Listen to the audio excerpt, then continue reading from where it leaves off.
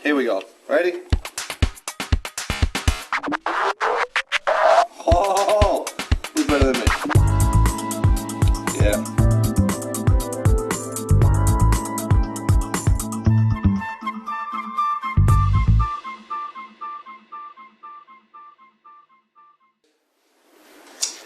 It's Sunday. It's like my favorite day to work. It's Mother's Day today. It's like, I don't know, 9 o'clock in the morning. And I'm cutting these pins. And I'm doing it a little different than before.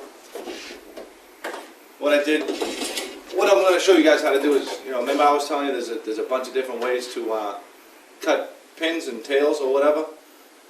This time, Steve and I laid them out. We cut them by hand with the little blue blade, and there's no sense in chopping the bottom of the Bombe Secretary. It's a lot of work. I have to get it done by tomorrow. Today's Sunday. Tomorrow's Monday. We need to, well, obviously tomorrow's Monday. Tomorrow night, we need to fit the bottoms so I can cut the tails and the bottoms and the top to have the same dry fit for Thursday.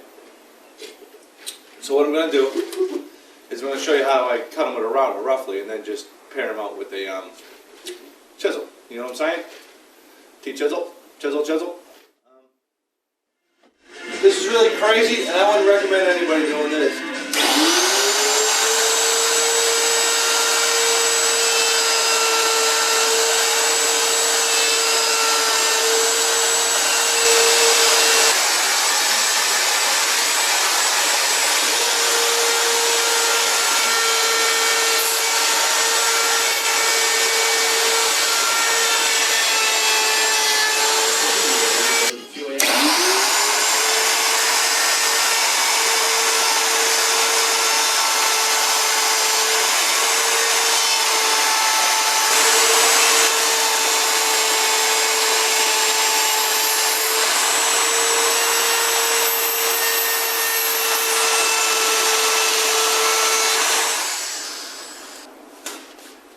Well, thank God I didn't make a mistake that time, Chances are I would have.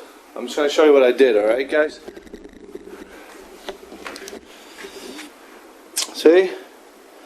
I just roughed them out. That's all I did, buddy. Sweet though, huh? I know, a lot of people are going to be watching and saying T-Mac's a sellout. Yeah, traditionalist, blah, blah, blah, blah, blah. But you know what? Whatever. I don't care. Because you know what? They're traditional dovetails. So I hogged the material out with a router. It doesn't really, it's not that big a deal. I could have chopped it and spent all day long doing it. But I didn't. I used a little router. And now I have to go back with my chisels and that little cool paring block that I made yesterday. Someone say this is a sellout little tool as well, but it really isn't. Whatever helps you do your job more efficiently, then I say go for it. As long as you don't start, using dowels and biscuits and this and that. There needs to be a level of craftsmanship that needs to be achieved. Just because I use a router doesn't mean that I'm not a good craftsman. It just means that I didn't feel like chopping it. So whatever. You guys can do it any way you want. But I feel a little bad doing it this way, but whatever, man. It's maybe because I'm just used to hammering it out with my mallet and my with my chisel. But I'll tell you, I was kind of pleased with the way that this went. I probably could have done it differently and put in a fence to put the router against, so it hit the back perfectly. But I'd rather stay away from all those lines and do it with my chisel anyway. So.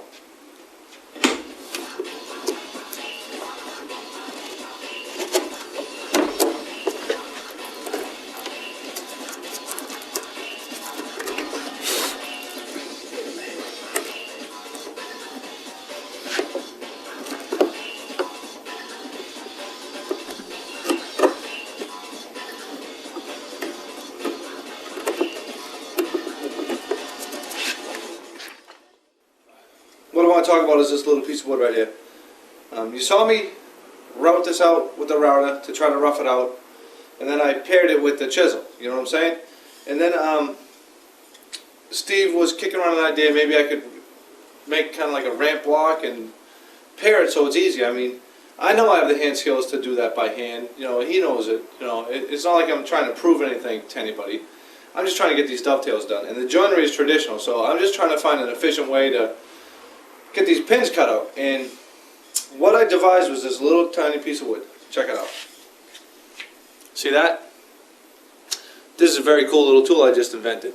Well, I don't know if I invented it. Steve told me to do it, so I guess it's, if anything, it's his invention. But I'm stealing it since I'm here and he's not. And it's Sunday. It sits on top of the tails, and this is a 1 and 8. Remember how I had that little piece of plywood? This thing right here, 1 and 6. Well, Al saw me doing this, and well, actually he didn't. I went down to Beaver Woodworking to get him some stuff, and I saw these. The Veritas makes them, so I made Al buy him, 13 bucks. Hey, I figured since he ain't gonna give me any kickback fee for all the work I give him, you know, I'll just get paid on my own. So this is a 1 and 8, and this is a 1 and 6, and they're really cool because they just clip on the end of it now. You know what I'm saying? Then you can take it off. So I took the 1 and 8. Actually, it's the 1 and 6. I took the 1 and 6 template and I transferred it onto this piece of wood. So now essentially this is a 1 and 6, and I made a little dado in it so this can sit on top.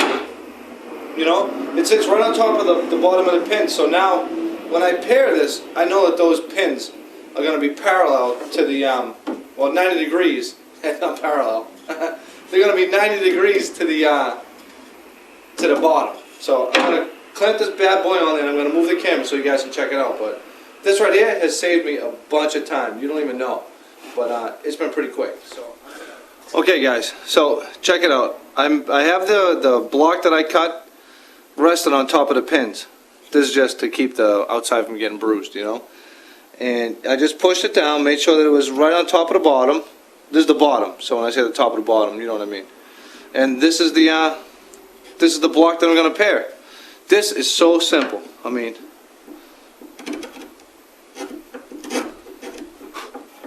watch this. That's basically it, guys. Now I know that this thing is totally 90 degrees to the bottom. And remember when I was doing it on the other set of dovetails, it kind of took a long time. This is so fast. That's why I kind of like doing stuff with Steve, because he's not afraid to think of different theories and try to make things to go a little faster. And I'm not afraid to try them. So I'm like, what the hell? Why not? I don't feel like I'm selling out. I don't feel like I'm not being traditional. I feel as though I'm just trying to accomplish a job, you know, efficiently and effectively. So this is it, man. Look at that. Look how simple that is.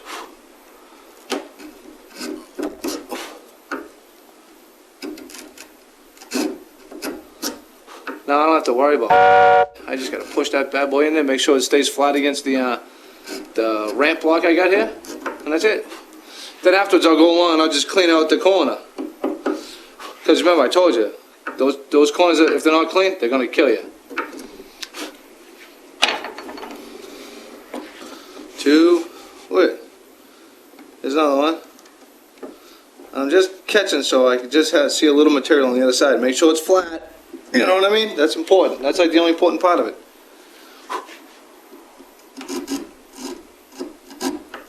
So, kudos to Steve Brown with this little idea. You know what I mean? Good job, Steve.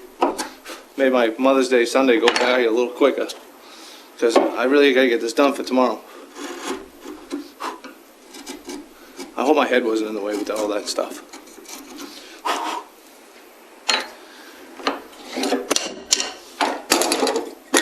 And this is where the proof is, really.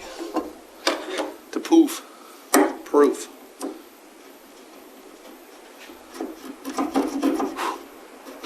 Nice, nice. Check it out.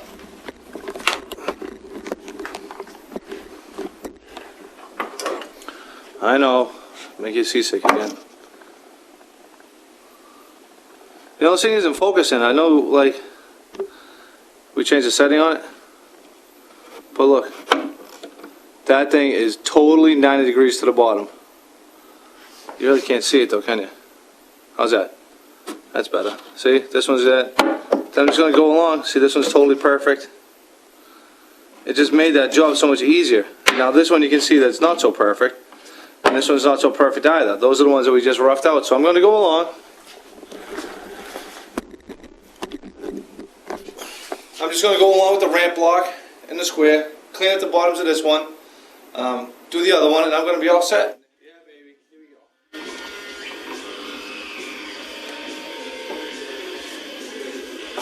Oh, yeah.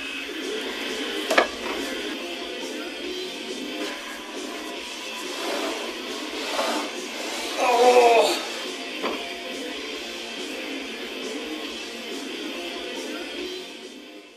This is a major milestone, Dave. I'm pumped, baby.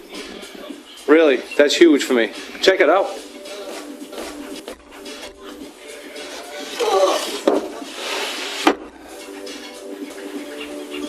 That's crazy, isn't it?